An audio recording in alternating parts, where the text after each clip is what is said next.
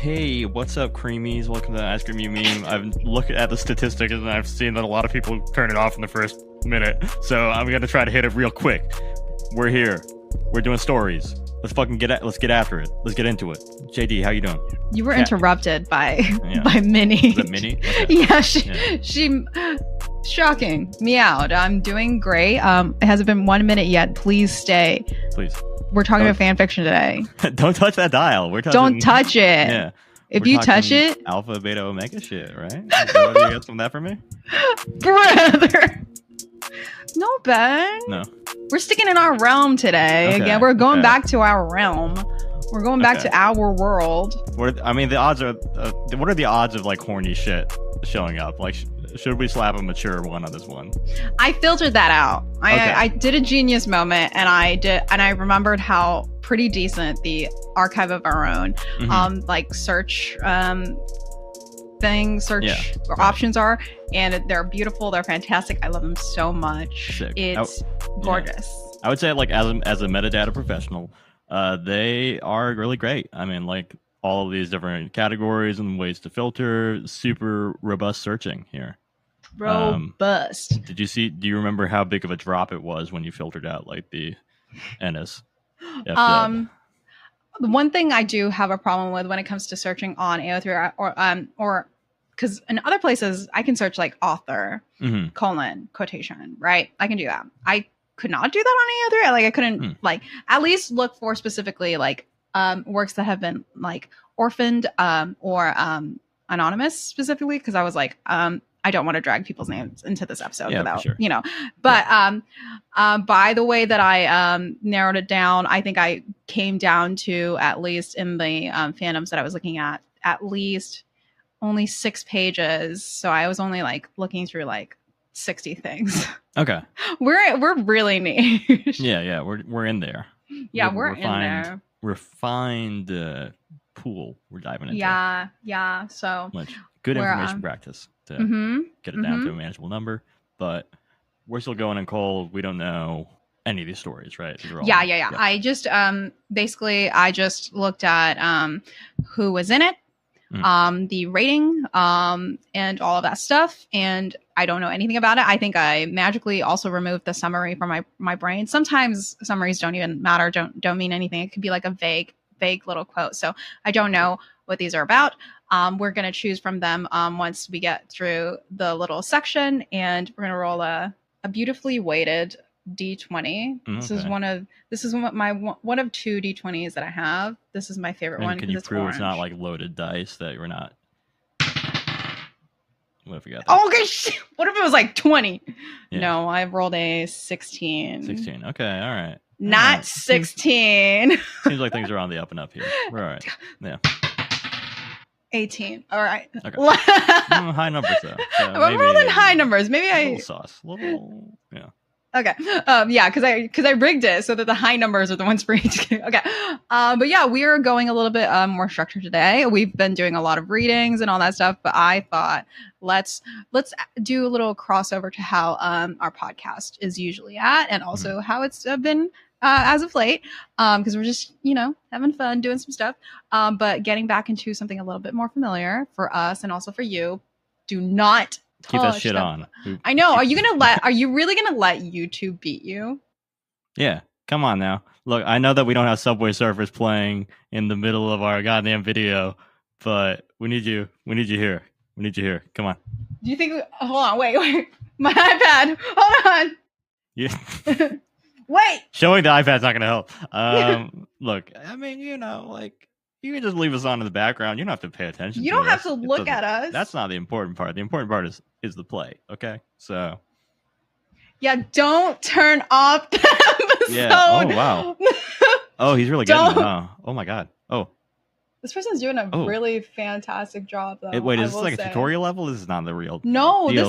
this is gameplay. I don't see coins though. When do they get to the coins? The coins are the fun part. The coins are what hits my dopamine. Oh, they get to the coins like midway through. Yeah. Go away, iPad.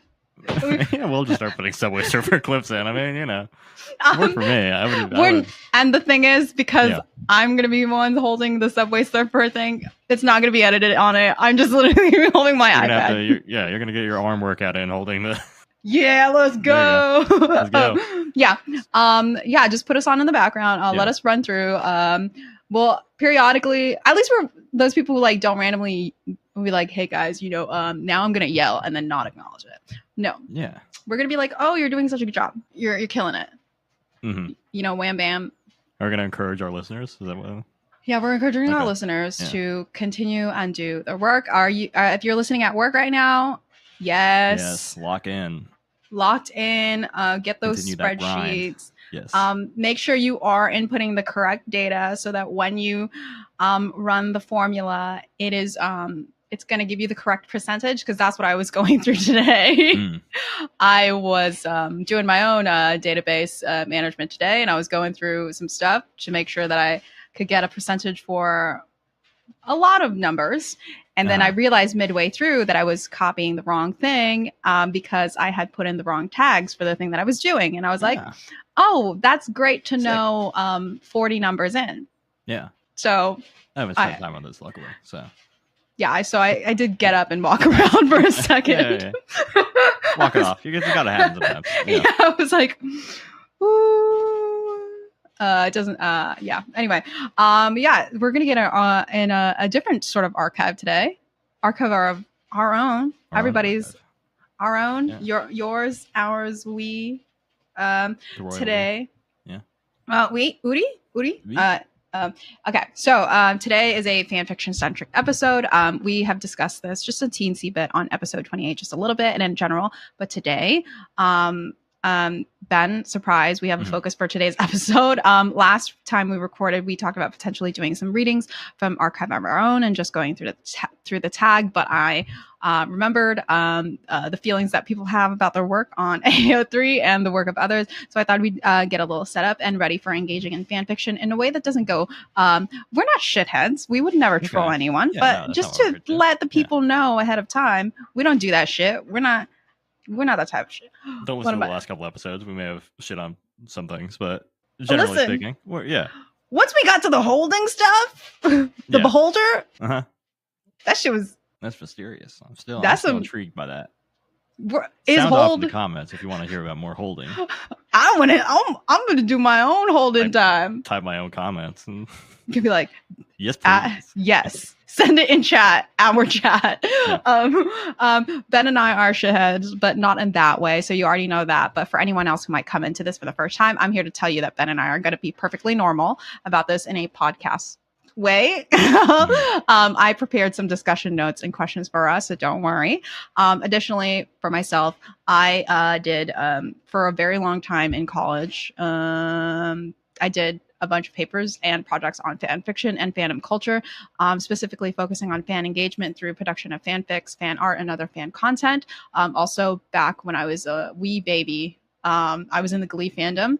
I knew people who wrote fan fiction. I wrote music for those fan fiction, and I was in a I was Rachel Berry in an RP group.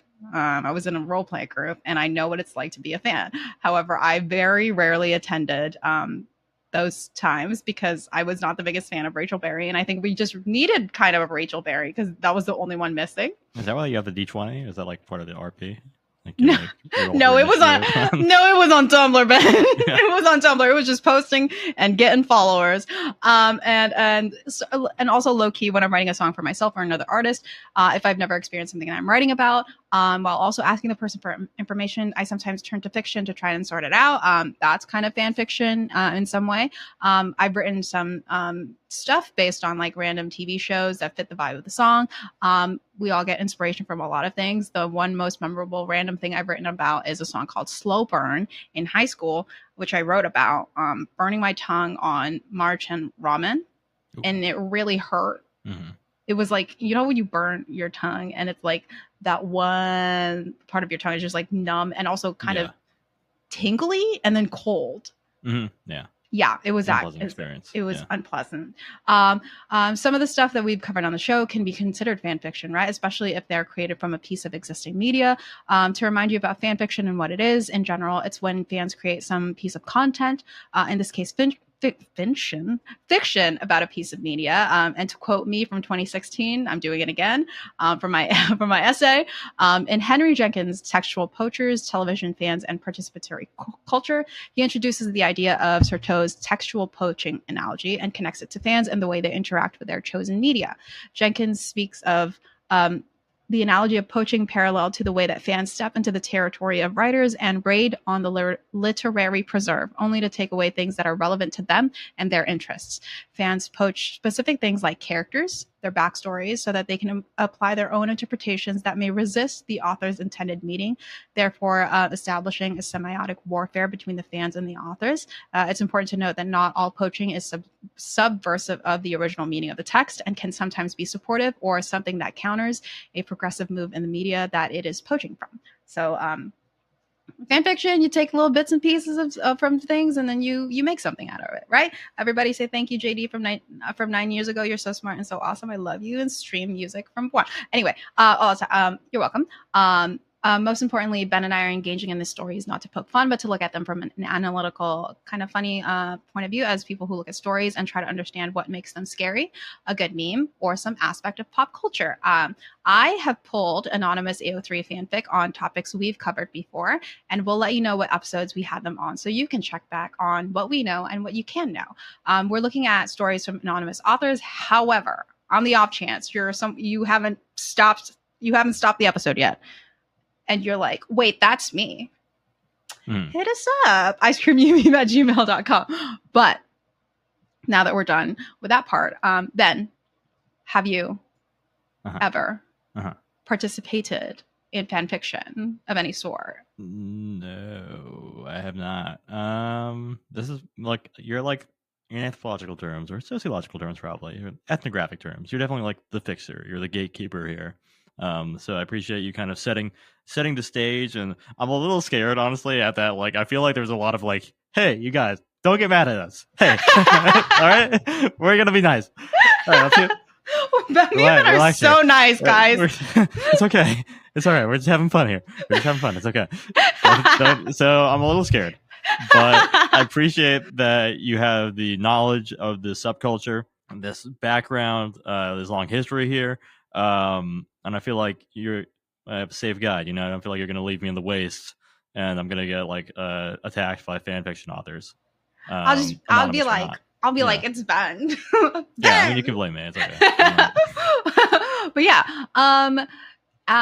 fan fiction. I am not the best fiction writer. I don't do well in dialogue. I know when you had to do like creative writing in middle school, like you would have to write dialogue. I was not very good at entering into dialogue and then leaving them and then remembering quotation marks and all that stuff. So I have never written fan fiction. However, I have written songs for like friends fan fiction, those kinds of things, because it's like the easy practice stuff and all that stuff. I have read. Obviously, I had to read some when I was writing all of my papers and my essays, specifically in like the Star Wars fandom. So I have consumed it. Anytime I'm like talking with a friend who is watching like a similar show to me, like sometimes we'll come up with like maybe headcanon as like participating in fan fiction in one way or another. Even if you're not like creating a piece of media out of it, you're kind of imagining something with your friend and that kind of thing. So I have never deliberately taken part in fan fiction. Ben, you have not yet. So that's going to be fun because I know of fan fictions and I have studied them, and you are here as like, I'm having fun. Ben's here to have fun. So when we go through these stories, we're going to think about the following things in terms of discussion. It's from what we know of the following stories as people who know about the topics. What do we think of this, the piece of fiction that we're reading? How does it engage with the original story? Does it attempt to improve the story, expand the story, explain something in the story? And does it just do something in general that we've noticed? And how does it engage in the original story, engage with the original story content that it's based on? I will bring that up once more when we go through the stories. And as usual, we have our like ratings of like fear, believability, storytelling, story content, and all that stuff overall. So I have 4 for us. Okay. Okay. And I have my unweighted, beautiful, balanced D20. Mm-hmm. Then yeah, you will go first because Okay. this is your first fan fiction on recording. All right, I will roll a D20 and whatever number it lands on, that is you. And I hope you get one that you 12. Okay, we're sharing the link. Is that how 12. it is? Yes. Yeah, Okay. So where is 12? Oh, okay. Slay. I put it in chat for the Riverside chat. Slay. Okay. Yeah, Okay. Here we go. Just fair warning. I did just read the tags. That's about it. So if it's Okay. is it asking you like, are you old enough to read this? No, it's not. Okay. So when you get there, let's look at let's have you read the sort of like information on it, rating, archive warning, blah blah blah, and all that stuff. All right. Before you get everybody. started. So everyone should be fine. This is for general audiences. Archive warning. No archive warnings apply. It's in the general category. Fandoms are Bob's Burgers and the Slenderman mythos.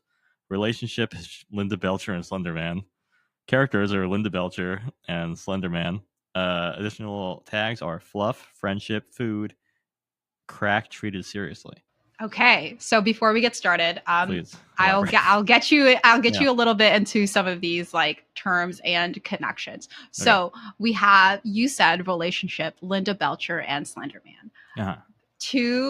For those listening, the tag, the relationship tag is using an ampersand, meaning that this is like a friendship, or they're just like sort of interacting. So they're the main, like the relationship is a friendship.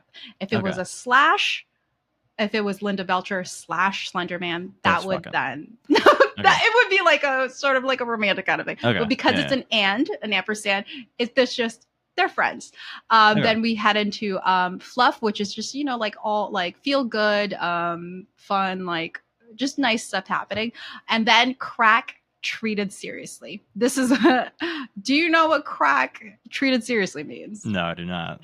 Okay. So when you're on youtube.org, when you watch something that's like, it's a crack video, do you know what that is? I don't know what a crack video is. No, please Whoa! Yeah. We're teaching today. Okay. So like, it's just kind of like a bizarre like situation. It's like a bizarre thing. It's like a weird thing that's happening, but it's being taken seriously. Okay. So we can sort of surmise that like some of the one aspect of the crack being treated seriously is that this is an interaction between Linda and Slenderman, right? There could also be like Slenderman actually goes to the same school as like her, and then those kinds of things. So it's like crack treated seriously, a bizarre situation is happening, or this is a bizarre setting, blah blah blah. However, it's played straight. There you go. Yeah, playing it straight. But let's go. So unexpected encounter, as we all know, these are all anonymous. It was a dark and stormy night in, and Linda was lost. She had taken a wrong turn on her way home from the grocery store, and now she was hopelessly lost. As she stumbled through a tree, she heard a rustling behind her. She turned around to see a tall, slender figure looming in the darkness. It was Slenderman, the infamous creature known for his ability to kill those who crossed his path. But instead of feeling frightened, Linda found herself charmed by the creature's awkward and clumsy movements. She took a step forward and offered him a friendly greeting. "Hi there, are you lost too?" she asked. Slenderman didn't respond, but Linda didn't seem to mind. She took out a bag of burgers and fries from her grocery bag and offered them to the creature. "Here, have some food. You look hungry," she said, smiling warmly. Slenderman stared at the burgers and fries for a moment before hesitantly taking one. To Linda's surprise, he seemed to enjoy it, his awkward movements becoming a little more graceful as he ate. As they ate, Linda and Slenderman chatted like old friends, exchanging stories and laughing together. Linda even sang a little song, which Slenderman seemed to appreciate. When it was time to part ways, Linda gave Slenderman a warm hug. "Thanks for the company and laughs," she said. "Maybe we'll run into each other again sometime." And with that, Linda headed off into the night, feeling grateful for the unexpected encounter with the lovable Slenderman. The lovable Slender Man. Lovable Slenderman. I am glad that you got that one because of the Bob's Burgers. Yeah, the Bob's tie-in. Yeah. If there was dialogue, I hoped you would do Bobby. like an accent. Yeah. Bobby. But yeah, that was your first Okay, easy in fan fiction. Yeah. What do you think about? You freaks are all right. It's not so bad. You know what I mean? Like, He called you guys freaks. I'm kidding. It was a joke. Get Jokes. Which, but yeah, like you are someone who's familiar with Bob's Burgers Uh-huh. and the Slenderman mythos. Yes. How was that realist in terms of like an interaction that like Linda would have with like some like random person or random creature? Is this in character Linda? I would say this is in character Linda. I feel like Linda's a very pure character, a friendly, nurturing character. Likes to just kind of feed people. Was always very positive seeming. I've not watched the last few seasons of Bob's Burgers. That could have changed. I'm sure that seems consistently with her character, from what I know. So yeah, that makes sense. Slenderman maybe a little out of character. Notoriously not a chatty one as far as we know, but there's no actual Slenderman dialogue in here, so I guess that's okay. Even though it says that they both talk. So yeah, then you could potentially comment that like Slenderman is a little OOC in this because he's out of character. So that would be like your critique would be like, hey OP, love this fic. Linda's so in character. However, Slenderman, a little OOC right there. But he seems a little that kind of thing, right? Okay. I didn't know that was a thing. I thought like you could do kind of like whatever with fan fiction, but you kind of want to like emulate. You can do whatever you want. You can do whatever, but people will kind of like, hey, this doesn't quite fit. Some people who are just in it for the vibe, they'll be like, hell yeah, would see this. Linda would honestly, genuinely do this because she seems so warm. And I think, Slenderman would kind of be a little bit like, this is a weird lady. It's probably, she knows who I am, I guess, but she's not really afraid of me. So, vibe. But then some people will be like, great characterization on Linda Belcher. However, your Slenderman's a little off. You discussed him as chatting with Linda. I don't believe Slenderman has ever spoken. Maybe he would have delivered a message to her mentally, but speaking? And also, do we know if Slenderman really eats or requires any sort of sustenance? Yeah, so it's the internet. Like, okay. Still. Yeah, so it's still the internet, right? It's just this, I don't think there's a word limit on comments, so you can go ahead and just write. You can go ham on the comments. Yeah. But how was your your entry into fanfiction dump that being Slenderman's and Bob's Burger? I thought it was very nice. It was a nice combination, unexpected to me, but I liked it. And I should also mention there are 2 comments which I cannot see. There are 27 kudos, which is good, yeah, and 126 hits. Wow, 126 hits for a random pairing for like a random ass situation. I think 126 hits, especially in a very like strange crossover, is like fairly good. Sometimes I'll watch like a random TV show that has like a bunch of like views on YouTube, and then I'll be like, oh, let's see if someone has written something about them. Yeah. None. So this random Linda Belcher and Slenderman interaction having 126 hits. Yeah. Beautiful. Well done, Anonymous. Nice job. Yeah. Our ratings for here are, I guess, fear, believability, storytelling, content overall. But yeah, I mean, look, fear's got to be a 0. I mean, 0. Yeah, storytelling. I feel like it's nice. It was a thing happened, an event happened. It's clear what happened, and it was nice. Yeah. Nice, but in terms of engaging. Nice out of 5. Believability, obviously. Linda Belcher.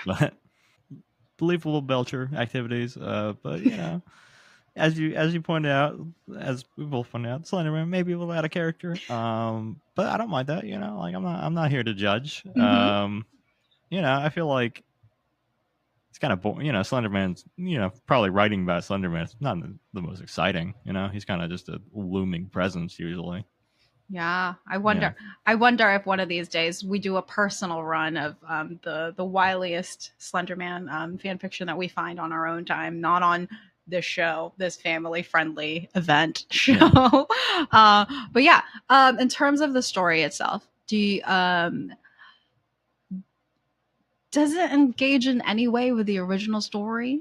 Like, does it do something to it? Does it add something to it? Does it make you think about anything? Like, maybe it's like, yeah, Maybe to Bob's Burgers lore, but not necessarily to Slender lore, I would say. I mean, what is he? What is she?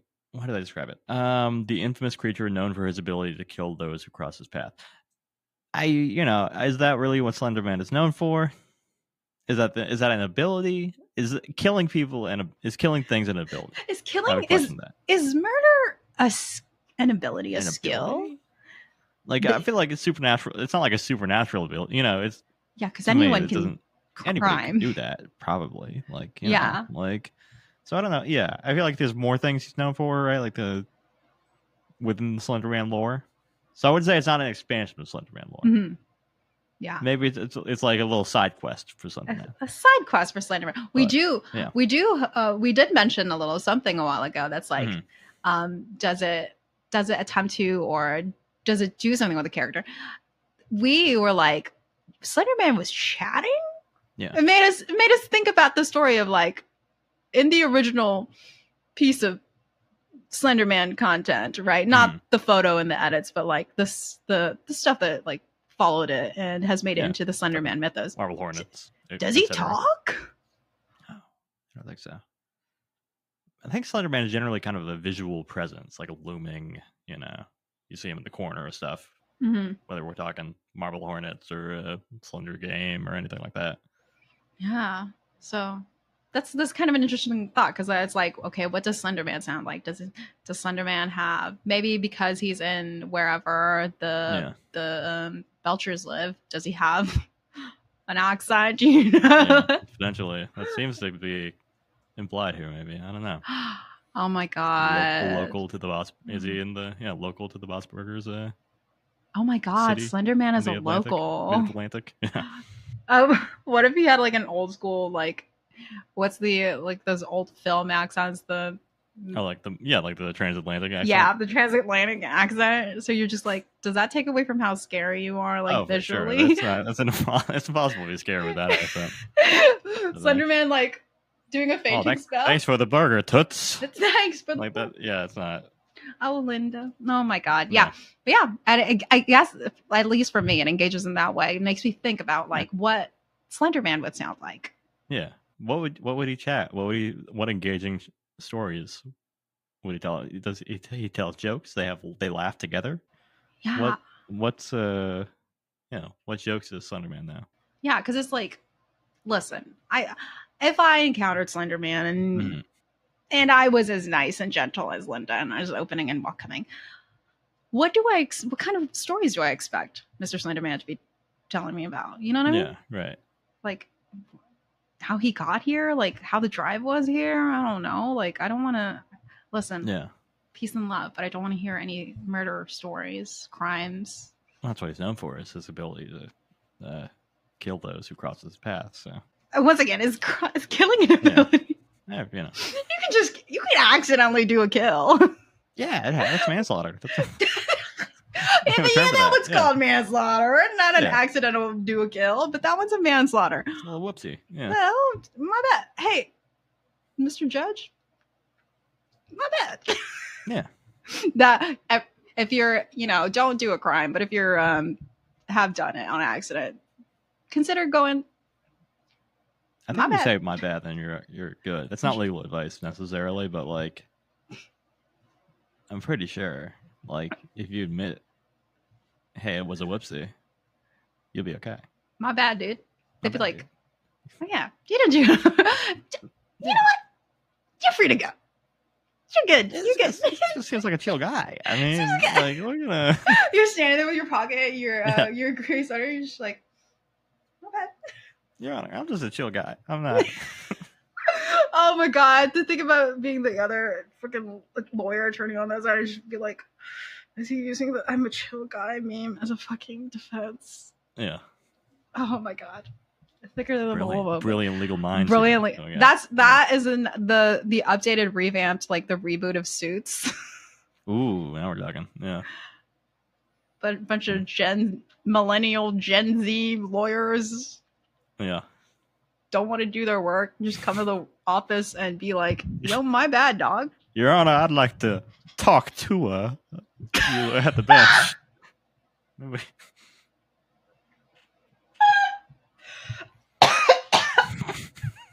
Why were you also kind of doing a transatlantic accent in the middle of that?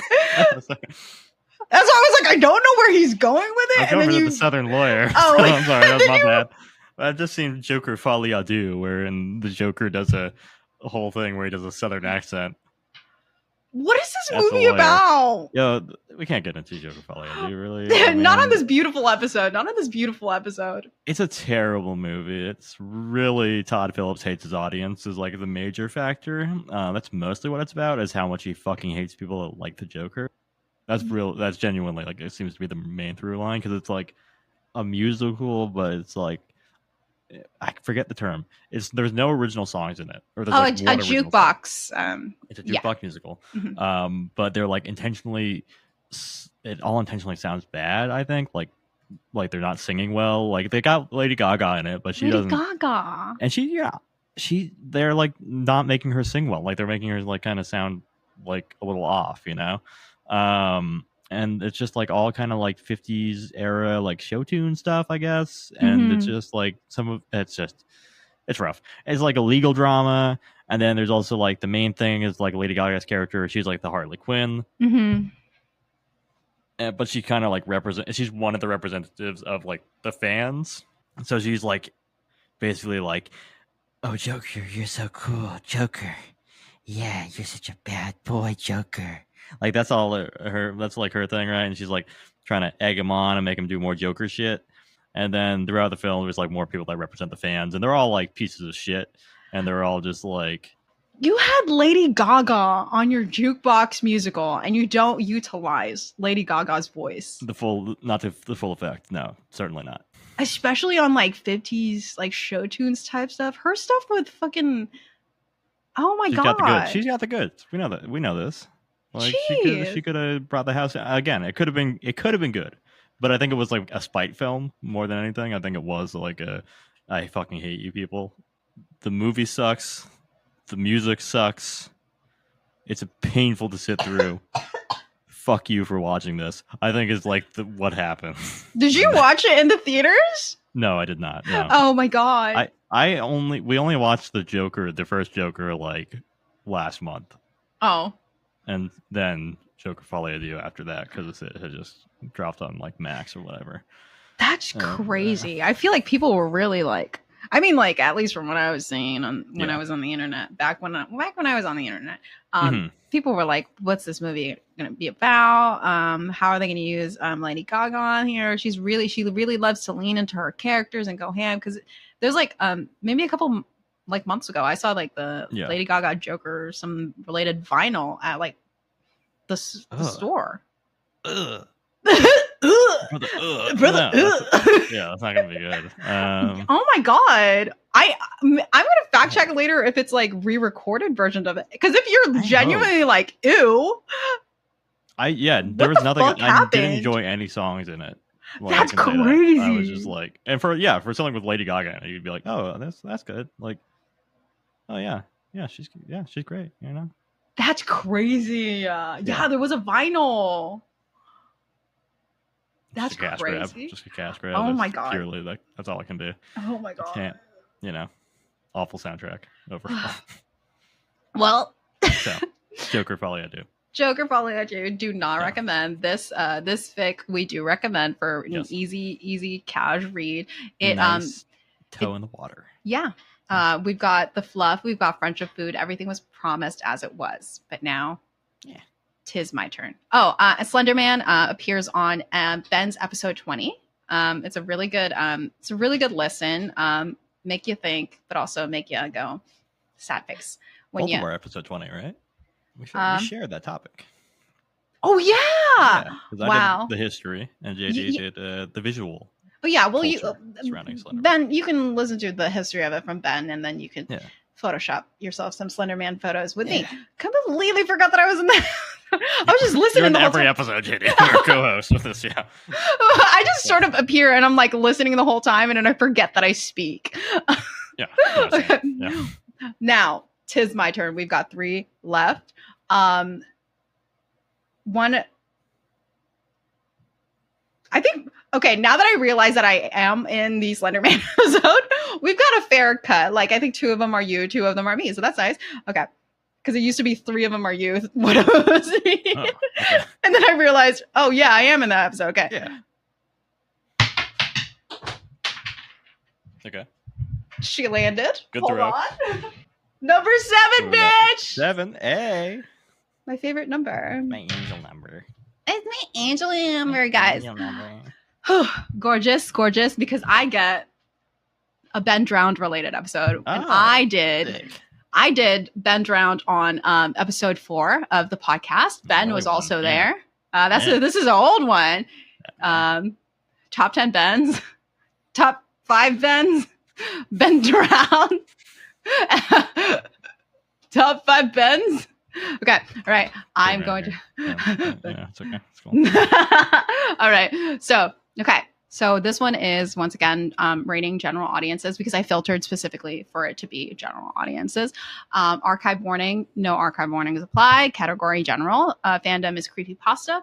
Then we've got relationships, end. Okay, Ben and original characters. So you can do an original character in your fan fiction. And then it says specifically no romantic relationships. And the characters are original characters and Ben drowned. The tags are, I remember being interested in this, okay? The tags are drowning. Ben is like 14, not shippy in the slightest. I want to make that capital V, very, capital C, clear. Drabble means short, a short piece of fiction. Then weird ghost stuff. And it says, it makes sense if I explain it, but I do not. And then temporary character death. Okay. All right. So, very intriguing set of tags. This one is called Living Water from, once again, Anonymous. And the summary says, the water burns. Oh, I can be like, the water burns, invading her throat. Get the light out of my way. Okay, yeah. Stretch it out. Stretch it. Lock in. Okay, it says, the water burns, invading her throat, her lungs, her organs. It doesn't hurt her as much as it hurts Ben, gasping and flailing and glitching. A ghost can die. A ghost can't die, but sometimes that's worse. This one may be a little... That's it? No, that was a summary. Oh, okay. Gotcha. Okay. I feel like the light in my eyes is really... Ooh, okay. Mood lighting. Okay, it says, all right.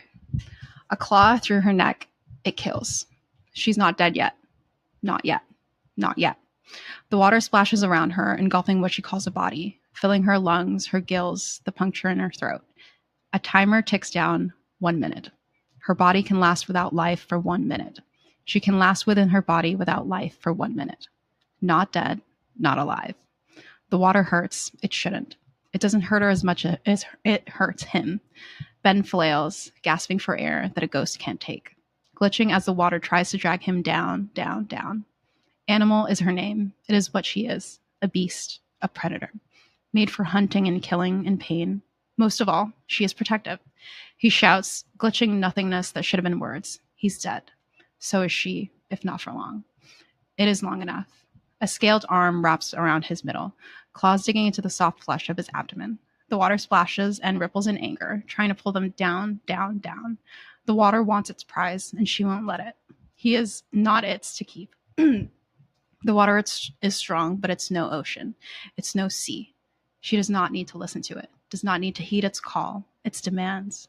She's a dragon, and dragons have never been known to give up their hoard so easily. Her claws hit rock and soil, digging in until she feels clay under her nails. He is lighter in her grip, more like a ghost than a living person. Time is almost up. Her body is almost mended, almost healed. She pushes him up, over the side of the water and onto the solid land. He lands and rolls over, thrashing and coughing and crying tears of red and blood and something else that could only belong to a ghost. The water is angry. It wants him back, wants its prize back. If it cannot have him, it will take her. She's dragged down underwater. filling her lungs and pressing against her gills so tight they close. Her feet touch the floor of the pond, and she pushes up, up, up. Her claws dig into solid soil again, and she keeps moving and going and doesn't stop, because if she does, she'll die. And then she can't protect her hoard, and she hauls herself out of the water, crawling further onto solid land. She heaves and coughs, water ripping from her throat and lungs in bursts. A creature of water, almost killed by it. In any other situation, she'd laugh at herself. Her eyes dart around as she looks for him, curled in on himself, glitching and sobbing, water dripping from his clothes, ears pinned to the side of his head. He's far enough from the water that it can't get to him. Her lungs hurt, hissing and snapping in pain as they knit themselves together. She falls to her side, closes her eyes, and sleeps. Bam. Bam. Okay. Living water. Anonymous. All right, anonymous. Interesting. Okay, words. Fucking- Okay. I thought it was drowning him in a bathtub for a minute. I thought it was like just holding him under the water or some shit. But Go yep. Ben. Yeah, prose wise. I like the prose. Purple prose. That was purple. Purplest. Purple rain. But yeah, it's very like, I don't, it's okay, because it is a creepypasta type story. I was thinking of how some creepypastas are like written in this way of like very descriptive, very purple prosy, really wants you in the scene by like drowning you in like image, drowning you in the sort of like the panic that one would feel if they're like drowning, right? That kind of thing. Yeah. So it's very image wise, it's very like dark and very like it's a vibe. Yeah, it's a vibe. There's a slightly goth energy to it. I was thinking it's very like, if this was like a short film or something like that, it would be very like dirty, gritty, like edgy kind of like filtering on it. It'd be very desaturated, right? Yeah, right. Never mind that it's like a dragon type creature and like Link. Link with a fucked up face. With and some red eyes and all that stuff. Yeah. But I think imagery wise, it's very, very like, this person is you're a writer, my friend. Yeah. You're a writer. It's not like, do you know the person who does the beholding the stuff? They're the holder ofs. The holder ofs. The holder ofs. Something going on there. Yeah. It's a very good. It doesn't convey the same sort of like, it's a Linkin Park music video, but it is. No, it doesn't have the new metal energy there. Yeah, it has a little bit of like steampunk, maybe, right? Yeah, the dragon was what kind of interested me. Yeah, so I think that changes the impression of the vibe a little bit. Yeah, it says for the notes of this this piece of work, it says animal is my OC with 1 million words of lore that have never been written down. I haven't written anything about her since like first grade, but this hyperfixation grabbed me and I was like, oh, we're writing animal fic now. Okay. Right. So animal. This one's, it's a little bit difficult because it does have an original character. So you do have the pull of Ben drowned, Mr. Link, fucked up Link himself. So it doesn't have too many. It is from 2024. So it doesn't have too many hits. But I believe that if this was an original piece of work, this might have been like maybe like a strange scene in like a series of unfortunate events, right? It has a bit of that dark, gritty setup, kind of thing, right? Some adult like push you both into the water in hopes of getting your parents' money, that kind of thing. But we are going to how does it engage with the Ben drowned story itself, and does it attempt to improve, blah, blah, blah, expand, anything like that, and how does it engage in that? I think it just has the character in it. And he's drowning, actually. And he's then he is actively drowning right now, and literally drowning. Oh, literally drowning.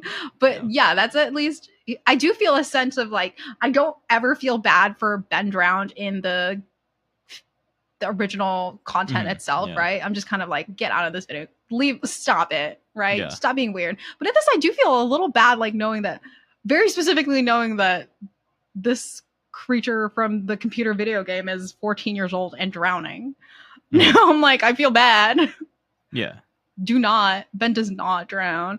So it adds a little dimension. Yeah, it adds a the Ben. Yeah, because it does The drowned mention Ben, how he's yeah, like yeah. glitching and Yeah. making sad, sobbing, right? Yeah, sobbing. Yeah. So I'm just like, I feel a little bad for this Yeah. this little child who's drowning, who looks a little bit like Link and a little messed up, and like Yeah. I did feel a little bad. So maybe it gave a little emotion to Mhm. Mr. Ben drowned himself. And I don't think it engages in the original content beyond like, here is the character. In terms of the ratings, I have fear, believability, storytelling, story content, and overall storytelling. I did think it was very good. Yeah, nice story. Right? It's not. I liked. There was like the sort of like repetitive stuff of like down, down, down, up, up, up, and how quick and easy the sentences were, but they were very like evocative, that kind of stuff. Story content is a piece of. It's like a what is it? What is the thing in this? When the story is just like a vignette? I don't know. Grazie mille. It's a vignette. So it was it doesn't have overall like why they drowned, why they're in there, but I liked it. It was like you drop in, you're in the action, animal drowning, then drown, and go from there. There. In terms of fear, I a little bit like when I read about like drowning, I don't enjoy it because I think I've watched far too many like random documentaries on like people surviving drowning and like the feeling of it. Shout out, scary, interesting. Right. And it's just like, I don't like it. I really don't like it. So fear for me, if I was going to do like out of 5, she's a 5. Overall, I did like that. I like that. You had a character that we're somewhat aware of, and to maybe like draw in a little bit of like, ooh, here's fan fiction about Mr. Ben drowned. That kind of thing. Yeah. Yeah. Good stuff. Nice. Good stuff. I like that one. We have two more left in this whole section, but so far from the 2 that you the one that you read and the one that you listened to, it's a very different. They're very different. We've got like a fun little slice of life moment that's treated seriously with Linda Belcher and Slenderman, and then Ben drowned and an original character. So off of these 2, what is your impression so far of that like spread of like, ooh, this one got serious from that like fluffy moment? I think we're seeing, it's like there's definitely a range in terms of the emotions evoked here. So far, I don't think these are both outside, I'd say, of like our general creepypastas though. Like I think a lot of times those are very much like, this is why this is scary. You're gonna be so scared by this. That's like a frequent thing. Where these are both, I think, more. The storytelling I think is overall a little better. Like there's a little more like stage setting. At least when we're talking about like the big hitters, your Jeff the Killers, that one is notoriously poorly written. These are both a little better in terms of just like, we're gonna try to set a stage. We're gonna try to like show don't tell in the story. I'm enjoying it. But yeah. Nice. Okay. Now we've got 2 down between the 2 of us. Okay. And I'm going to roll another D20 for you. And I hope you get this one. If not, I'm going to make. If not, I'm cheating. Load that dice. All right. I did because it's a D20 and there's 4 options. I split all of the numbers manually between all of them. And I'm hoping that Nope. It's the Slenderman one again. I forgot that you can repeat numbers. 4. Again. That was Ben drowned. Come on. 16? Is that the first? Is the Slenderman one again too? No, that one was 15. Okay. But now I'm like, do I force the hand of God? Do I force the hand and make you read? We're doing there's only 4 total. Yeah. You haven't read them before, right? I haven't. You can pawn it off on me. I'm cool with it. All right. Fuck the haters. I'm cheating. Yeah. Ben, read the Jeff the Killer one. All right. Here we go. So, yeah, because you know him. You know him. I would like to reach out my hands. I can't get over that song. My little hand. Have you've listened to the Punch Up the Jam episode on that, right? Of course I have. Yeah, that's great. God, it's so good. All right. Okay, here we go. Rating: teen and up audiences. Ooh. Archive warning: graphic depictions of violence. Fandoms: Trolls, the DreamWorks movie. Creepypasta fandom. Characters: Jeffrey Woods. Okay, vertical line. Mhm. Is that like an alter ego thing? Yeah, I think that. Do you know if that's his real name, Jeffrey Woods? At the probably. Probably. Like, so it'll be like that kind of thing. Is like, this is his real name, and this is what you know him as. That alter ego. Yeah. Kind of thing. Yeah. Yeah. Because it's Jeffrey Woods. Vertical line. Yeah. Jeff the Killer. Yeah. So, and then Floyd parentheses trolls. Additional tags are gun violence, crack, which I know what that is now, and crack crossover. Language is English. It's part of a series into the Floyd verse. Stats, pretty new, 2024. 1 chapter, 2 comments, 7 kudos, 1 bookmark, and 84 hits. Nice. Okay. All right. So long and good night. That's the title. Okay. Which that's the song, right? Who did that one? You know what I'm talking about? Is that My Chemical Romance? I think it might be My Chemical Romance. It might be. Right. Does it not say in the summary of like title from blah, blah, blah, blah, blah? That's a tendency on AO3. I don't see it. OP. But I'm pretty sure that's My Chemical Romance. Mayhaps. Like 75% sure, which for me is pretty good. I guess I'll read. Well, I feel like the summary's kind of cheating, though. Yeah. Just go for it. Floyd's life kind of sucked balls with a Z. His family was dead, and he was the most emo he had ever been in his whole very emo life. He dyed a streak of his hair black and only wore black eyeshadow and eyeliner now, and he cried 24/7 and listened to emo music. But not MCR. Okay, there we go. MCR killed his family. He was so sad and emo. He'd moved on from his prior goal of making his ex, Party Poison, pay for the death of his entire family. He had no goal and no purpose now. His life was empty. Killing Party Poison had been pretty swag, though. 10 out of 10 would do it again. He was so sad that he kept singing very sad and emo songs since his family was dead and he was sad. I miss you. Sorry. Quote. I miss you so bad. I don't forget you. Oh, it's so sad. I hope you can hear me. I really hope it's clear the day you slipped away was the day I found it wouldn't be the same. That song is not lame and not emo, said a scary voice. Floyd looked over and Jeff the Killer was there, all caps. OMG, Jeff the Killer, what are you doing here? He asked. He was so scared that he stopped singing his very sad song. I'm Jeff the Killer, and I'm gonna Jeff the Kill you, said Jeff the Killer. Nuh-uh, Floyd said. Yeah, Jeff the Killer. Wait, Jeff the Killer, why do you look like Jared Way from the Helena music video? Asked Floyd from the DreamWorks Trolls series. He knew what Jared Way from the Helena music video looked like because he was sad and emo, and he listened to sad and emo music, but not MCR because MCR killed his family. I am Jared Way from the Helena music video, Floyd gasped. That was shocking. The whole time, Jared Way had been Jeff the Killer, and I'm all Alos. I think it's supposed to be also Alos Party Poison's cousin, and you killed him.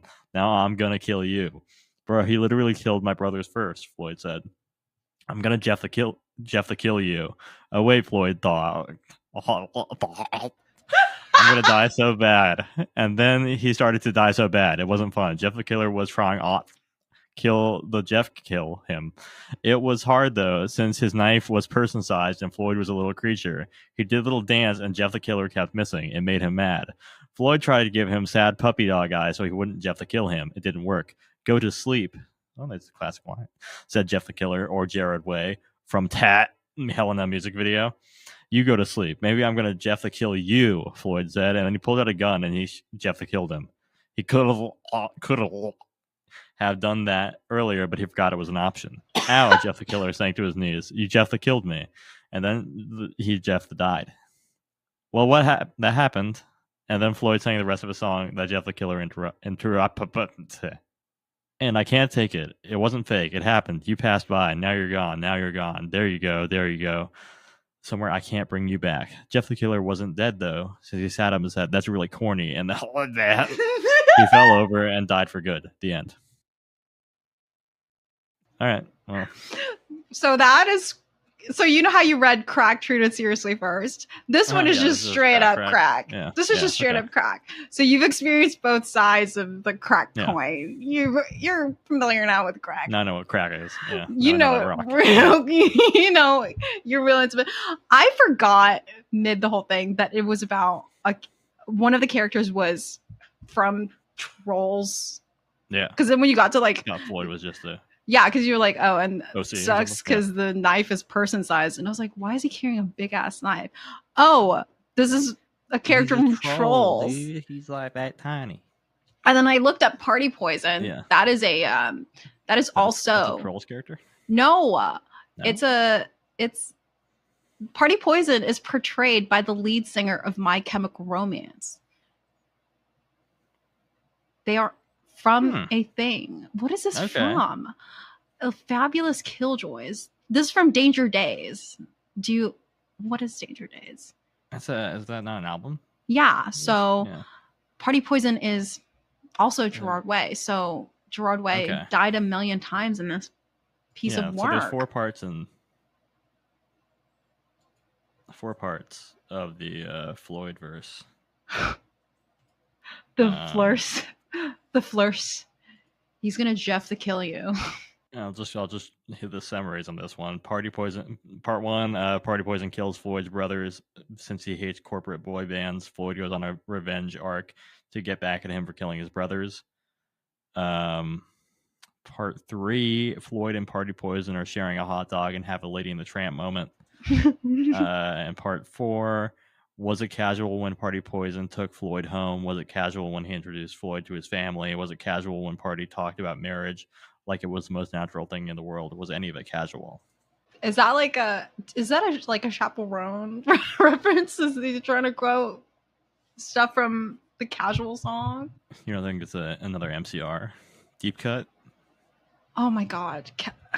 I'm not that Casual. Familiar with MCR. I think My only Chemical. listen to My Chemical Romance.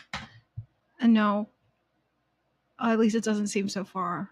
Maybe they're venturing into. Maybe it's Chaperone. Maybe she comes into it. Yeah, maybe. Oh my god, I think these were all written last year.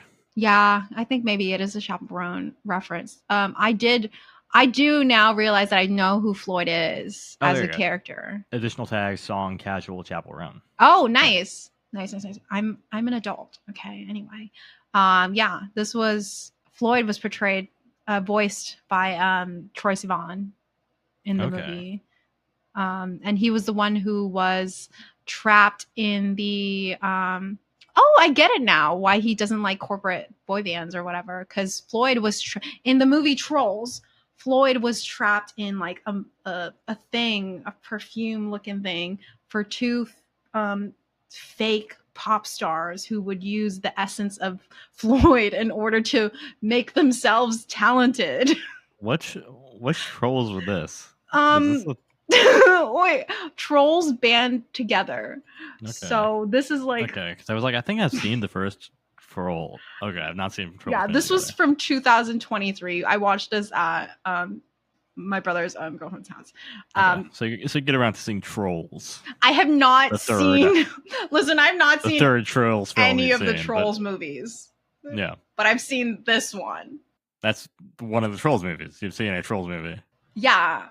Okay. And the premise of it is just like, God, what was the premise of the movie? Justin Timberlake was there. It's like he gets the band back together. That's it is like it's a 4-brother boy band. Yeah, and they just try to get Troye Sivan away from. They're trying to get them back together. Yeah, and then there's stuff about like there's also like some aspects about like fearing the outside world because you've been killed by what's that one guy, the guy that's always after the trolls. What? I think I'm. What are you thinking of? Smurfs? You're thinking of Gargamel? No, there's something that eats the trolls. Is there? Something eats the troll. Something eats the trolls? Trolls. I haven't seen the third. What? Hold on. What eats the trolls? Film, so. What eats the trolls in the movie? The Bergens eat the trolls in the movie. Okay. I know. For a second, I was like, "Am I thinking of the Smurfs?" No, because what's that girl's name? I got a ticket for the long way run. Anna Kendrick. Anna Kendrick. Yeah. Anna Kendrick finds out that she has a sister in the movie, and the sister, and Anna Kendrick's character is friends with a Bergen's creature girl, and she's like the bridesmaid for the Bergen's like Anna wedding. Kendrick's like racist. No, Anna Kendrick's like no.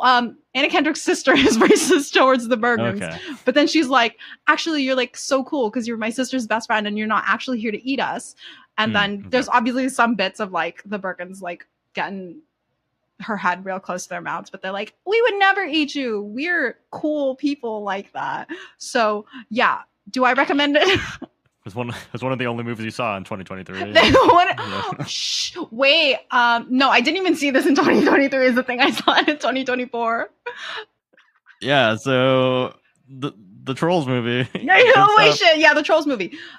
Floyd is actually, he's the one who gets like really taken advantage of by like the fake corporate pop stars, because they literally put him in like a perfume thingy. Like by the end of the movie, they were gonna take all of the trolls and then put them in these like shoulder pads that really feed their like talent in spray form to like the twin pop stars.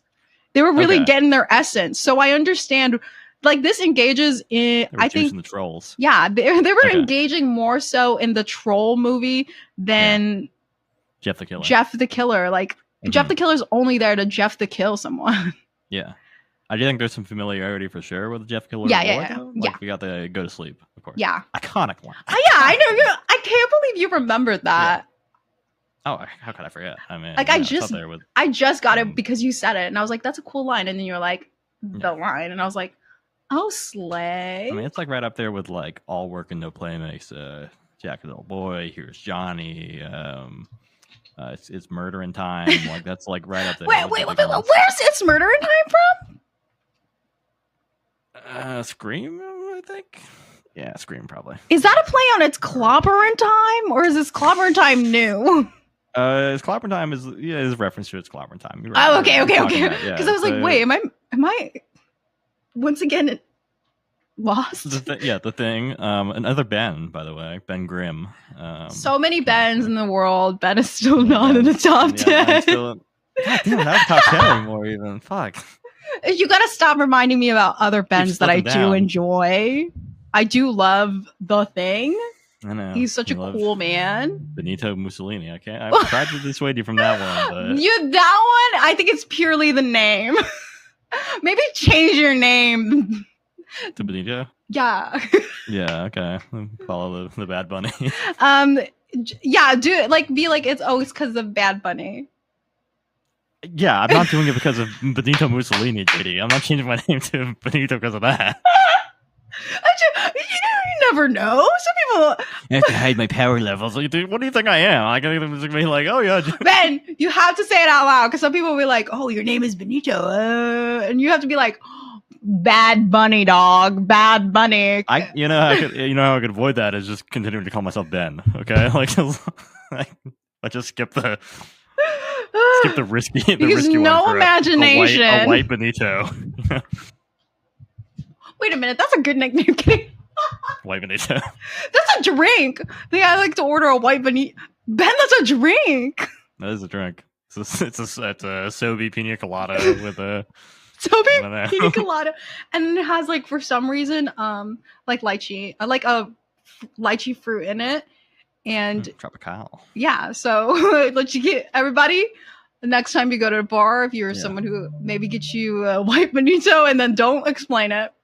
Yeah, they should know. They'll know. They'll know it. They'll know it. I think it's the vibe of it. Like we're there enough. Sometimes there's variations where they put like a Yakult in it, so you get a little bit of a little probiotic. Yeah, so get you a little healthy, get your gut right. Yeah. But back to the Trolls story that you just told. How does it engage with the original story? You said that like they know a little bit of they know a little bit of a deep cut of Mr. Jeff the Killer's Jeff the Killin', and but not too much on Mr. Jeff the Kill. It's more it's more trolls It's and more trolls focused. Yeah. As evidenced by being part 2 of the Floyd verse. yeah. Yeah. You were right about it being My Chemical Romance song. It was Helena, and then the Party Poison was another Gerard Way character. Yeah. So Gerard Way dies a million times in this. Also makes out with Floyd though, so it's like a toxic yaoi, I believe is the How? Wow. We'll think about that later in it's our like own time. Quentin Tarantino non-linear storytelling shit, like Slay. And in terms of our ratings, which we have completely glossed over a couple times because some of these are kooky and wild. Fear, 0. Believability, it's crack. Storytelling, I will say that because there are aspects of crack fic. Sometimes things are misspelled. Sometimes things are kind of maybe that I was picking up that had to be intentional. That had to be like a stylistic choice. Yeah. And story content.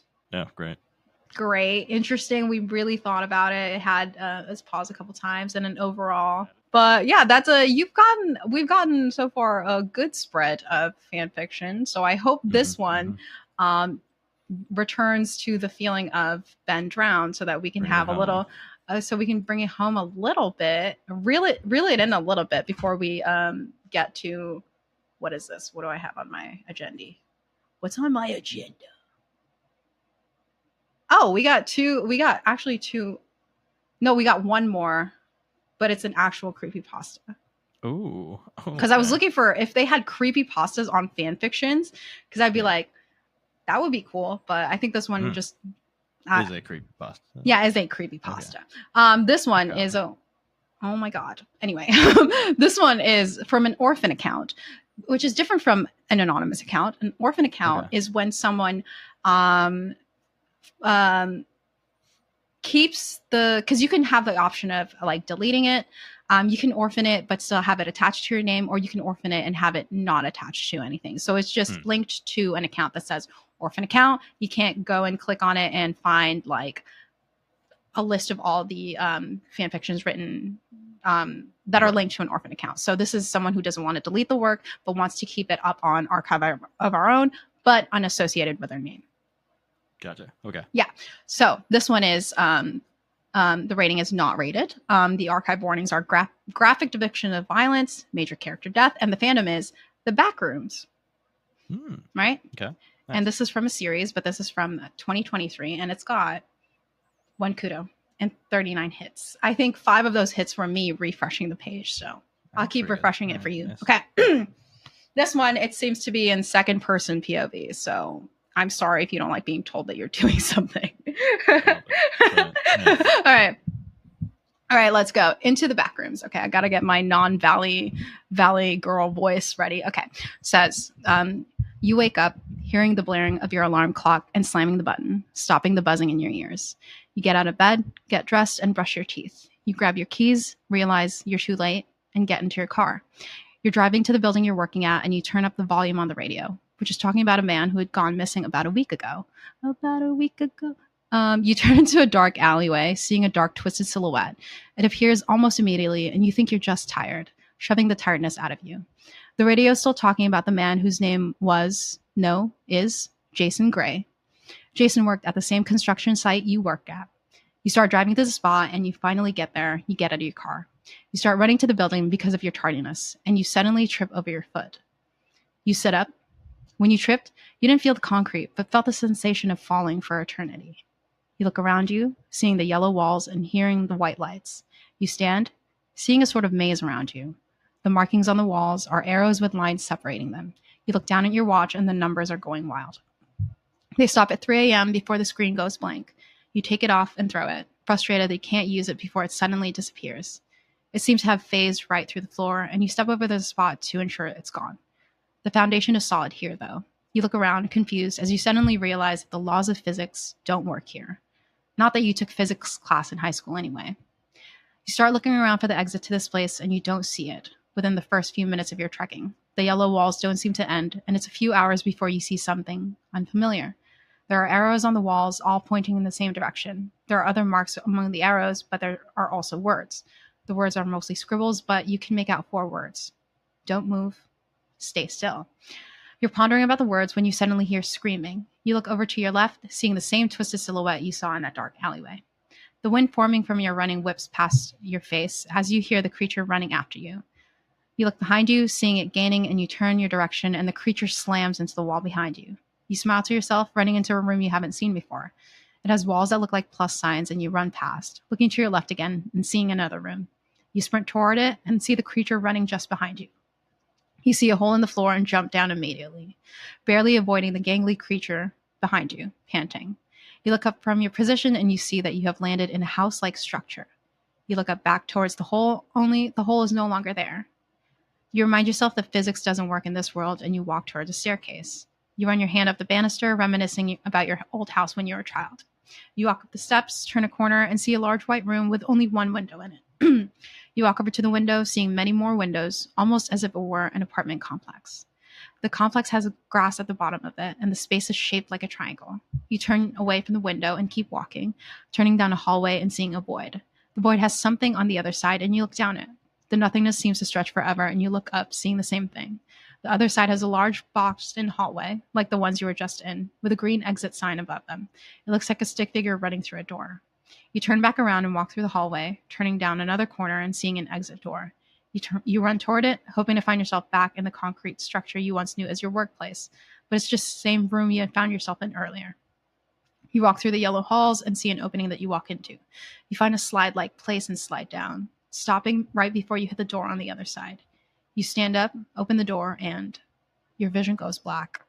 You start to fall, but it's not like before. You slam into the ground on your back, looking up the white lights and gray barred ceilings. Your back doesn't hurt, and you almost certainly aren't dead. At least, not yet. You aren't bleeding either. You're completely fine. You stand, feeling all over your body for anything out of place, but there's nothing. It was almost like the fall had split your body up. You could feel it happening. You tell yourself you're just fine, but do you believe that? Do you think you're safe here? It could be a possibility. You look around, seeing narrow hallways and brown oak doors, and you wander through the twisting corridors. You look down at your arms, and you see that your watch is back. You look at it, tap it once, and it's working just fine. The watch says 8:32 a.m. You've been here for 5 hours? You keep walking, and eventually the lights start to flicker. You stop walking, look at the lights, and they instantly go out. You check your watch again. 8:35. You feel your pockets for anything that would produce light, and you remember you had a tactical belt equipped with 2 flashlights and extra batteries in case either of them goes out. My everyday carry. Everyday carry. You pull one of them out, clicking the button, and you start to walk around with the light. A few minutes later, you hear a metal clanging noise coming from one of the rooms. You walk toward the source of the clanging. You carefully open the room, and there's a figure in the corner, crouching in the darkness. You shine your light at it, and you see a human. He's crying. You stare in disbelief as your brain places the identity of the man in front of you. Jason Gray. Okay. The back rooms. I feel like as I was reading that, I did start to, when they were describing it, start to recognize that they were just describing some of like the popular backrooms rooms, right? Mm-hmm. Like, you know, the yellowing one that's just kind of like there. The very iconic first one. And then the what is it? The like the apartment complex looking one, like it's got a bunch of like windows in it. And it's like I like that in the sense that it starts to describe a whole bunch of things, and you're like, oh, I know that. If you're familiar with backrooms, and if that's something that you think about in terms of the things. So in terms of like engaging with the original story, it's putting a person in those places and sort of giving you like directions, or like it's placing you in it and giving it a sense of place or direction or things to turn into, as opposed to just being like, this is a strange photo that could be like a backroom kind of thing, right? Right. I think in that way it kind of improves the story in a sense, because it makes the place a little bit bigger. It makes the backroom a little bit bigger as a concept, and it expands the story by connecting the rooms to each other, right? You could phase out of one room and end up in a different iconic backroom photo kind of thing. And I don't know if that explains the backrooms in itself, and I'm not too great on backrooms, but I feel like that's how it engages it. In terms of backrooms, it says that we mentioned it a little bit on episode 24, 2, and 20. So it's a frequent feature on us. Frequent feature for sure. Yeah. Yeah. Have you watched the Kane Pixels short documentary? Mm-mm. So we're not talking documentary. I'm a fucking idiot. Fucking idiot. All movies are real, right? It's a movie. This one's nonfiction, right? Yeah, the Kane Pixels short, the Backrooms. I think that's pretty directly. I was just pulled it up on YouTube and I'm scanning through the kind of clips. Is Jason Gray a feature of that? I don't believe Jason Gray is a feature of it, so I think that's an addition. There's a little added story, but definitely as I'm scrolling through, there's a lot of like the yellow rooms with arrows. There's various shapes of the rooms, and then there is a part where it kind of enters into a more industrial area. There's a part where it enters into the kind of multiple windows staring at a courtyard, kind of like apartment buildings thing. There's stairs. So I think that there is a jumping through a hole. So it is a very similar layout to the Backrooms as Kane Pixels presented it as well in the short. Whoa, so this is like a fan fiction on Backrooms and also mayhaps on that.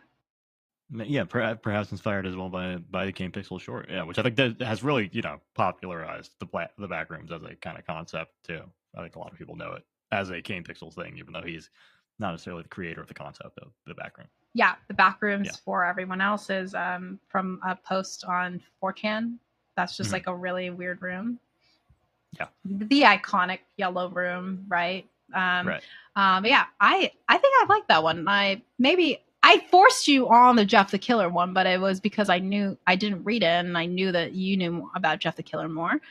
But I think I liked the ones that I read in terms of like purple prose. For yourself. All right.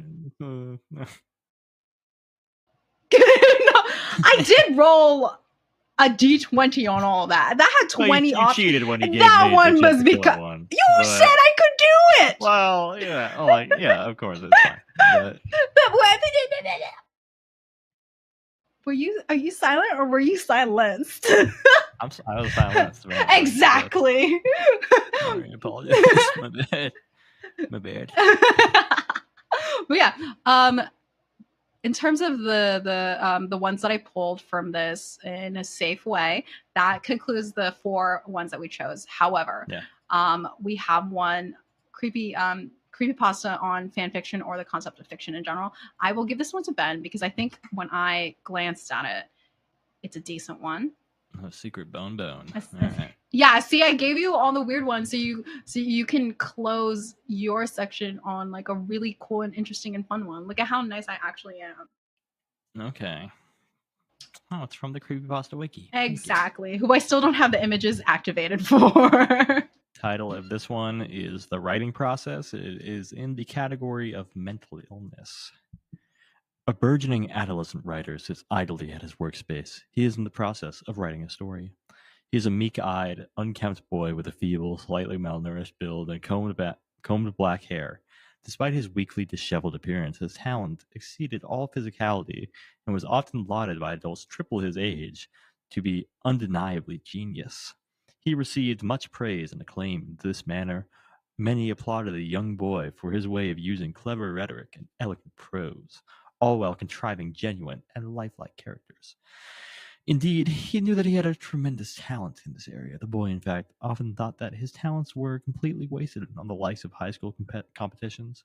True, he would emerge uncontested in each competition he entered, but he gained no satisfaction or pleasure from ruthlessly defeating children who were undoubtedly unable to create a cohesive plot, even if their life depended on it. Rather, it was the process of creating these fictitious tales that he could take pride in. He was testing himself. The boy used these writing competitions simply to test his ideas. He was, after all, blessed with an immense gift. He sat in a state of reverie, feeling prideful on the success that word is hard for me, success of his recent experiments. They ultimately became distant to him, however, as he was ready to move on to his new project. He held pen to paper and began to write. As words started to form in his mind, so did the ideas from characters he would implement. In these fleeting moments of self-awareness while writing, he would often wonder if even Tolstoy could match the talent he possessed. The knowledge he had accrued through his writing experiments had made him adopt an iconoclastic view of other writers. This was, of course, the result of his overbloated sense of self. His conscious remarks were soon replaced by an all-consuming concentration. He had begun his writing process. Horror was easily his favorite genre. He loved the thrill he got from writing it. Knowing this, it is unsurprising that the story he would write would be a short horror story. He envisioned the story he would create and started theorizing ways to maximize fear. Fear maxing, if you will. That's my what's his name? Of course. I was like, wait, does he say fear max? No. Of course, he thought, what better way to instill fear into the reader than to use those two? The diction on paper had become a vision, amalgamating to form a window into another world. His vehement writings became fleshed out. His characters were now alive. He watched them as they examined their surroundings, completely lost in their current whereabouts. As he was the writer, he felt the impenetrable fervor of terror they felt as they stood in front of the insidious Gothic manor that loomed over them. The characters had no choice, foolishly entered. The boy was fond of the vampire story. He derived great enjoyment from creating them. He studied on as the characters made their way deeper into the house, an abyss of an all-encompassing darkness. The walls were rotting, the wallpaper peeled off and seemed to coalesce with the floor and ceiling, along with the great abundance of cobwebs. The benign feeling you have when you are in a homely residence was not there, an eeriness permeating from every nook and cranny of the house had to offer. The pair knew they were unsafe. A young couple, both of pale complexion. The male sported dirty blonde hair, while the female was brunette. The male had a rough, thuggish physiognomy that made him look constantly tense. He may have even been considered boyish in the past. He was quite a lean boy, much more above the average height for a man, while his female partner was much smaller in stature compared to the male. Are we describing Fred and Velma from Scooby-Doo here? Is that what's going on? The woman had a petite, rounded face that appeared as evidence of a once beautiful woman. The couple were written to be young millennials, but their current features made them appear much older. Tears ran down their cheeks. Their faces were both contorted into wrinkled visages that revealed the terrifying extent of their suffering. As he surveyed the young couple, the boy hoped that they would meet the fiend that he had written in the manor. He was quite a big fan of Nosferatu. He had hoped that they would appreciate his love letter to the classic film. Of course, he believed his reimagining of the vampire was far more monstrous and grotesque than the original. He held an ear-to-ear grin as he watched the couple navigate helplessly down the decrepit corridors that he had created. Unbeknownst to most, the appraisal the boy constantly received was the byproduct of the suffering of many characters in a continuous cycle of torment. Ever since birth, he was able to blur the line of fiction and reality seamlessly. In fact, he even acknowledged that it wasn't himself alone that equated to his great talent. The characters seemed to write themselves. The boy watched, unable to mask the boundless joy he felt. He wasn't sure why he felt so joyous when watching his creations, but his detachment from the characters paralleled the way a child would play with and break their toys, despite being an adolescent. In that way, he was incredibly childlike. He wanted to control his narrative, and he became indignant when his toys wouldn't do what he wanted. Of course, the power he held allowed him to do whatever he pleased. The quiet sobs of the couple shared together would turn into a frightening cacophony of blood-curdling screams. It appeared that the monster he had written in finally managed to catch his prey. He watched in glee as the creature bit through their flesh with ease. The sound of tendons and tissue tearing and popping. Their cries of anguish soon became muted. The gnawing and crushing of their bones became the only sound audible. Their mangled corpses would not go wasted, as the characters savored every last inch of their bodies. The boy noted that it was possibly too violent and required some tweaks in proofreading, but he was nonetheless content with the result. After the performance, he simply couldn't wait to write them in again. Their reactions, he felt, were very genuine, unlike that first time. He reminisced on the couple's previous attempt to avoid the narrative. They were defiant, painstakingly so. They constantly attempted to find some sort of escape, to no avail. However, after the boy had written them into dozens of torturous scenarios, their spirit inevitably broke, allowing their reaction to be at their most visceral. Reprehensible his acts may be, but the boy knew that this power was much larger than himself. At times, he wasn't feeling an immense pleasure from the pain he was directly causing. He pitied them greatly. Then again, their endless torment was definitely better than the fate of the characters in his craft stories, imprisoned within the page, helpless to the infinite darkness that surrounded them. He wondered if they would continue to remain in that state after his death. He was reassured, however, as he knew that his ideas would continue for millennia. What a hellish existence, he thought, and how cruel, too. What kind of god would birth them into such a world, one filled with infinite suffering and endless resentment? He chuckled at his musings. This question was, of course, rhetorical. He thought it to be wickedly hilarious whenever his characters would begin to pray to their god. The boy thought, don't they understand? He was their god. That's it. End scene. One comment. First. So. Oh, I thought you were gonna go through like a bullet point list of like first. This was my opinion. Just first comment. That's it. So how'd that one end up in there? How'd you come across this? Looking up fan fiction, the word fan fiction on creepypasta. I guess it is Nosferatu fan fiction. Are we timely again, or was this written recently? It was written several years ago. Okay, so we're just timely again. We're just all seeing creatures who just see. Nosferatu is always kind of always timely, eternal, and all that stuff. But I mean, 2021. 2021, hell yeah. Was Nosferatu announced? Just kidding. No, Nosferatu was around. Yeah, he's always on the mind. Nosferatu on the mind. Yeah, Nosferatu. Nosferatu did scare me as a child. It's effective, yeah. On SpongeBob, not as a concept itself, yeah. But on that SpongeBob episode. I think that was my first exposure to Nosferatu. I think so. I think that was that was my first exposure as well. Was that on the Hash-slinging slasher episode or no? Yeah, I think so. That episode was funky. Right. Yeah, that was a scary one. Yeah. Nosferatu pausing at the end. He's doing the lights foot. Yeah. Yeah, I do. Like, okay. We on another tangent. Let's go.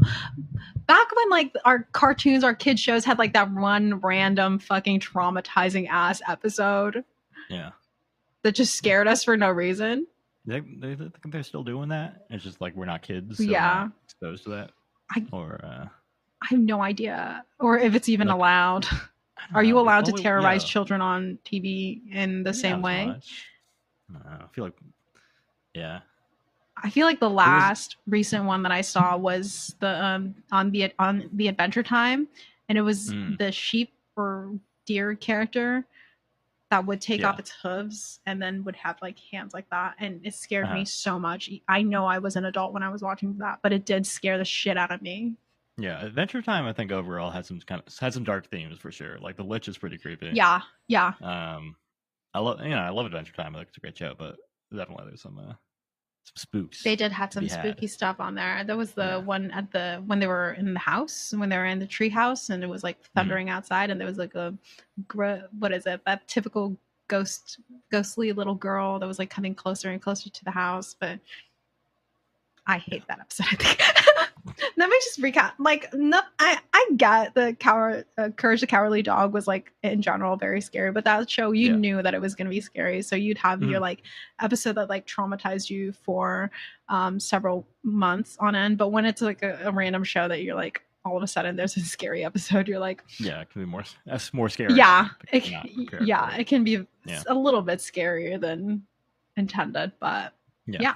In terms of, I know that there is a breadth of work on both AO3 and creepypasta that can be purposely very bad and also very incredibly good.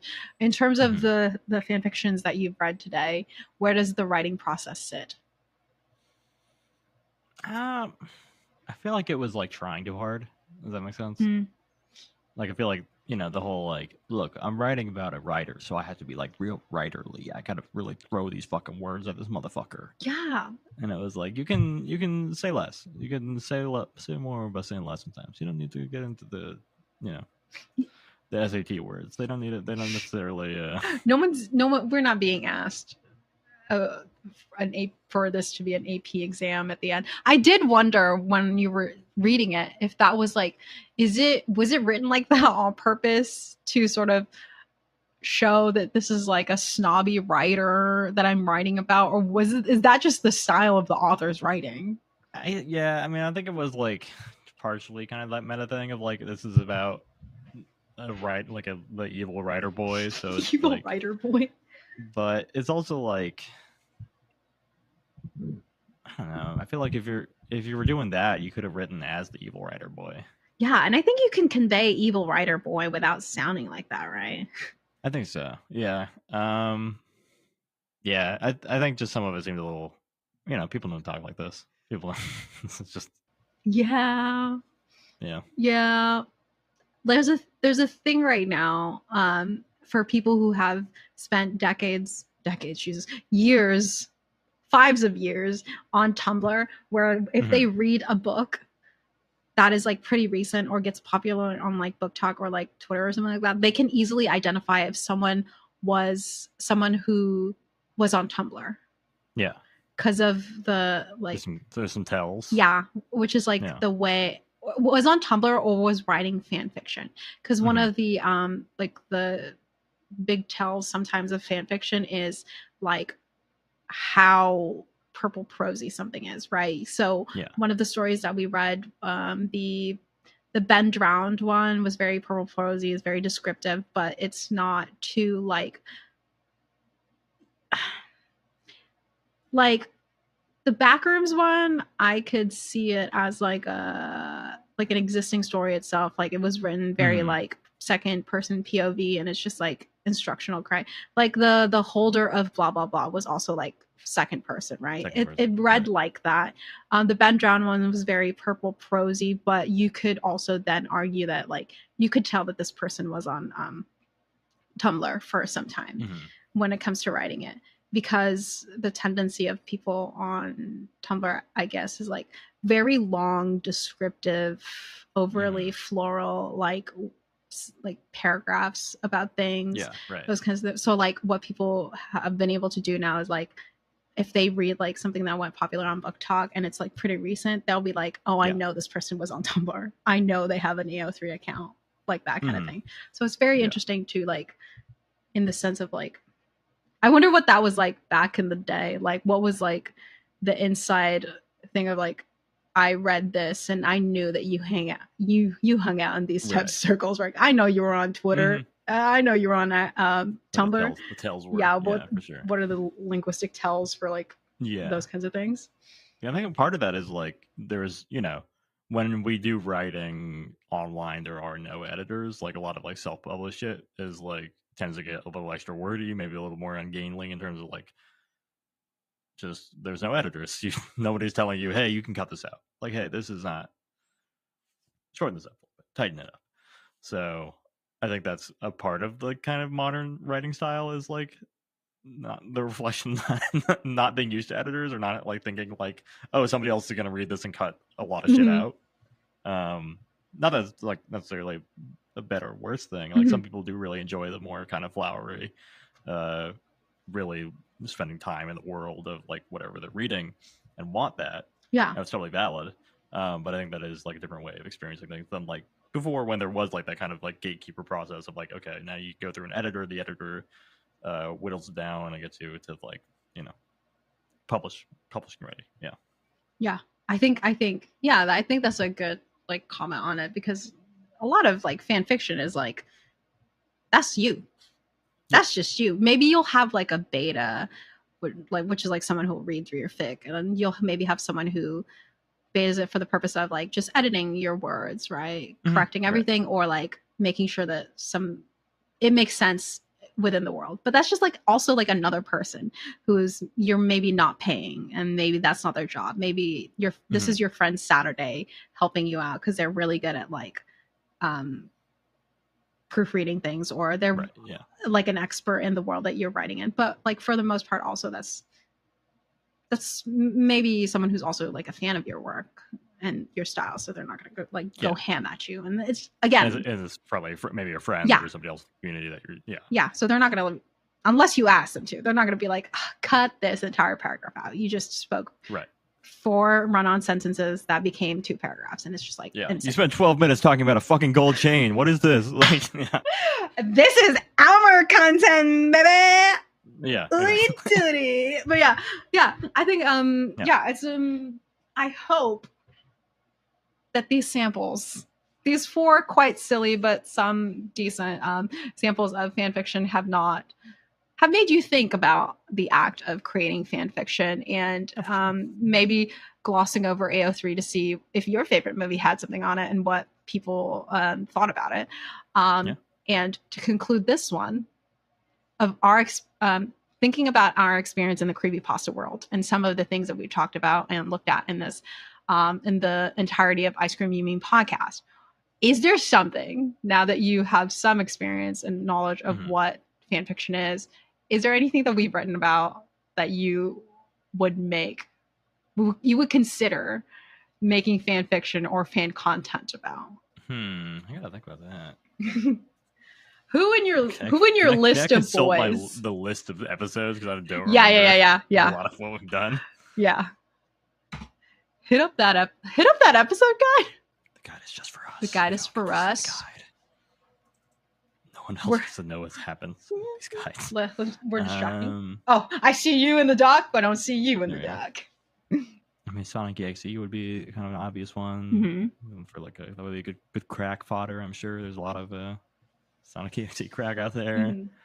While you're looking, I think you could do a really good like purple prosy one on the Shaggy dog.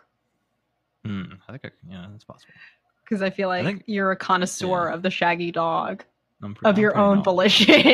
I know about the Shaggy dog. He knows a thing or two and a lot about the Shaggy dog, actually. I don't know. You know, we got a lot of shit that we've done. I don't know what I would fan fiction. Maybe the Rake. The Rake. The Rake is creepy. I feel like the Rake, but maybe that would be more of a creepypasta. Yeah. You know what I mean? Or you could maybe the Fresno Nightcrawlers. I can get they're kind of fun. I could see them hanging out with Linda Belcher. Yeah, you could do a Rake and Fresno Nightcrawler fan fiction crossover, because don't they all get down on the ground and get crawling around? Crawling in the night, playing night crawlers. Yeah, like the Fresno crawler getting weird meets the Rake for the first time, and he's like, yo, chill. Like, don't be so scary. Yeah. Don't fucking do it. That kind of thing. Talks him down a little bit. Talk you down a little bit. For me, I think I would maybe I'd do a Babadook one. Maybe I'd go back to my OG Babadook, and I would do like a how did you come to be the Babadook? How did this outfit get on you? Right? Yeah. I know that you're mayhaps a metaphor for grief and depression, but if I were to ask you several questions, like that one video that's like the Vogue like 77 something questions inside of the house thingy, like I would do that as sort of like introspective fan fiction on the Babadook, maybe a slice of life on the early days of how the Babadook came to be. That would be for me. For sure. Yeah. That's a good one. I like that concept. Yeah. That's and then the Babadook has had this long life after the Babadook too, you know, in terms of becoming a gay icon. Like there's so much it's a deep well. Yeah, how do you come to that sort of identity, right? How do you become that kind of thing? So I would do like an origins type slice of life moment. Nothing too like more showing than telling, right? I think I would do that one because I'm not very good at dialogue or telling about anything. But you're probably wondering how I got here, how I got into this situation. Freeze frame. Record scratch. Yeah. Hey guys, it's a Babadook, and you're probably wondering how I got here. Teen movie Babadook style. That's really fun. I like that. Oh my god, yeah. We got some ideas. Yeah. Maybe I'm cooking. Do not take that TM. I'm gonna mail this episode to us in the mail and never open it. Yeah, I'll be there before it's even up. Yeah, so don't even bother trying to steal that one. We've got a breadth of work ahead of us. But I mean, that concludes our fanfiction centric episode. Maybe by the time that Ben writes the bio for this episode, he'll write a little tidbit on what he would write his fanfiction about. Yeah, maybe we can get a fanfic about for the description. Yeah, maybe we get a fanfic from Ben. He opens a AO3 account, which you can't because you still have to get a referral. You can hook me with that, can't you? Let me find out my password and I'll get you a Ben account. I'm gonna make sure that your name, your handle right now is not taken on my nom de plume. Nom de plume. But yeah, that is our fanfiction episode. Thank you guys. This episode was written and produced by JD. Ben showed up. I'm here as well. For all our sources, please head to the website in the description below. If you would like to reach out with a comment, suggestion, or share an experience with one of our topics today, if you wrote any of those lovely fanfics, send us a message at icecreamymeme@gmail.com. All of the music for the podcast is provided by Yager Frank. If you like the show, tell a friend. If you didn't, share it with an enemy. Thanks so much for listening, and we'll catch you on the next episode. Bye.